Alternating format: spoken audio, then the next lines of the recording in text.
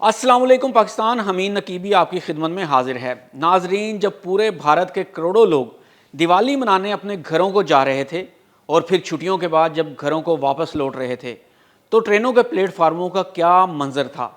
ایک ایک کلومیٹر لمبی لائنیں، بچے چیخ رہے تھے، عورتیں تھک کر بے حال، اور ڈبوں میں اس طرح لوگ بھرے تھے جیسے بوریوں میں آلو بھر دیے گئے ہوں۔ نہ بیٹھنے کی جگہ، نہ واش روم کی گنجائش، 24 گھنٹے کھڑے ہو کر سفر۔ اور ادھر بھارت کا پردھان منتری مودی جی وکرانت کے ڈیک پر کھڑے ہو کر کہہ رہے تھے، یہ ہے بھارت کی طاقت۔ ناظرین، طاقت یا تماشا؟ آئیے آپ کو بتاتے ہیں۔ جس ملک کے شہری اپنے ہی ملک میں ٹرین کی سیٹ کے لیے ترس جائیں، وہ سمندر میں پاکستان کو ڈرا سکے گا؟ کیا پتا مودی جی کو لگا ہو دیوالی کی روشنی کم پڑ گئی ہے تو سوچا وکرانت پر جا کر کچھ آتش بازی ہی دکھا دیتے ہیں۔ لیکن یاد رکھیں، یہ وہی وکرانت ہے جو پچھلی جھڑپ میں پاکستان کے ایک ہی وار میں خوف کے مارے ایسے دم دبا کر بھاگا تھا کہ بھارت پہنچ کر ہی اس نے اپنا سانس لیا تھا۔ پاکستان کی ایئر فورس نے جب رافیل گرایا تو وکرانت سمندر میں کانپ کر رہ گیا تھا، اور آج پھر مودی پاکستان کو وکرانت کی طاقت سے خوفزدہ کرنے کی ناکام کوشش کر رہے ہیں۔ اب اگر بھارت سمجھتا ہے کہ وکرانت دوبارہ سے پاکستان کے ساحلوں کے قریب آ جائے گا تو بس ایک بات یاد رکھیے گا، پاکستان کے پاس ضرب بھی ہے، حطب بھی ہے، اگسٹا بھی، اور کراچی کے ساحل سمندر سے چند کلومیٹر کے قریب شہر میں چھپا ہے ایک بڑا اور خفیہ راز۔ اس کے علاوہ وہ سسٹمز بھی جنہیں پاکستان نے اپنی آخری دفاعی لائن میں رکھا ہوا ہے۔ تو سن لو ہندوستان والوں، اگر اگلی جنگ ہوئی تو شاید وکرانت کو بھاگنے کا موقع بھی نہ ملے، اور اس پر موجود جنگی طیارے اڑ نہیں پائیں گے، اور اگر اڑے تو سلامت واپس نہیں جائیں گے۔ ناظرین، بھارت نے ایک بار پھر جنگی مشقیں شروع کی ہیں۔ زمینی جنگ یا فضائی جنگ تو اپنی جگہ، پاکستان کی بری اور فضائی فوج تیار بیٹھی ہے کہ کب بھارت شرارت کرے اور پاکستان اس کا منہ توڑ جواب دے۔ لیکن آئیے دیکھتے ہیں کہ اگر بھارت نے وکرانت کو دوبارہ پاکستان کے پانیوں کی طرف بھیجا تو پاکستان کے وہ کون کون سے ہتھیار ہیں جو وکرانت اور دیگر بھارتی نیوی کے چتھڑے اڑا دیں گے۔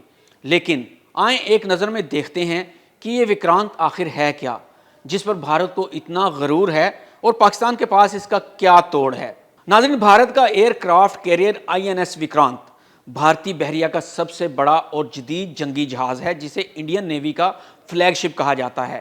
یہ بھارت میں ہی تیار کیا گیا پہلا ملکی طیارہ بردار جہاز ہے، جس کا وزن تقریباً 45,000 ٹن اور لمبائی 262 میٹر ہے۔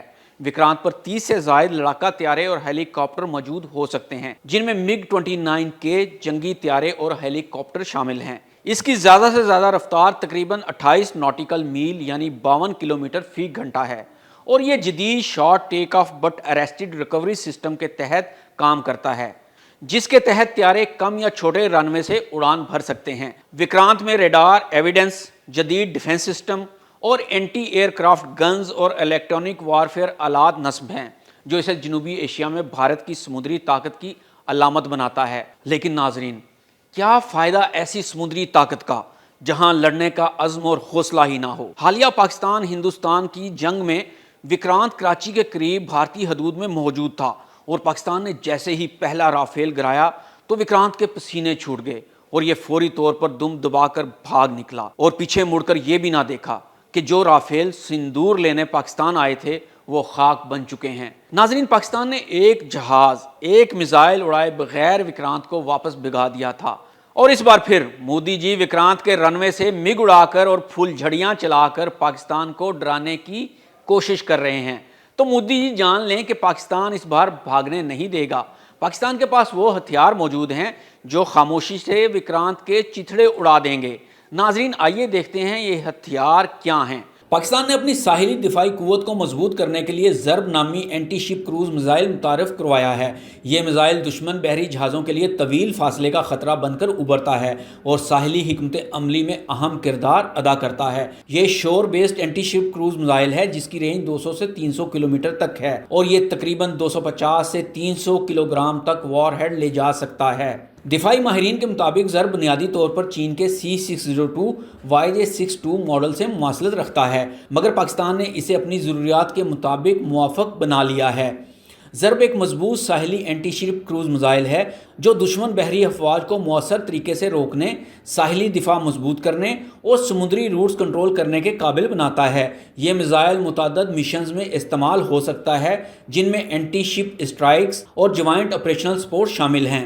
اور اب بات کرتے ہیں پاکستان کے سب سے خوفناک اور خطرناک ہتھیار کی، جو سمندر کے اندر رہتے ہوئے ہی خاموشی سے دشمنوں کی سانس بند کر دیتا ہے، اور یہ ہے آبدوز اگسٹا 90B۔ ناظرین، یہ پوشیدہ آبدوزیں اپنی نوعیت کی خوفناک مشینیں ہیں۔ ان کا AIP نظام انہیں روایتی آبدوز کے مقابلے میں بہت لمبے عرصے تک زیر آب رہنے اور کم شور پیدا کرنے کی صلاحیت دیتا ہے، جس سے وہ دشمن کے سینسر سے بچ کر کارروائی انجام دیتی ہیں۔ یہ آبدوزیں جدید سونار، الیکٹرو آپٹیکل سینسرز اور ہدفی نظام سے لوڈڈ ہوتی ہیں اور عام طور پر ٹارپیڈو اور اینٹی شپ کروز میزائل لے جانے کی صلاحیت رکھتی ہیں، یعنی بڑے بڑے پانی کی سطح پر چلنے والے بحری جہازوں کے لیے اچانک اور سنگین خطرہ بن سکتی ہیں۔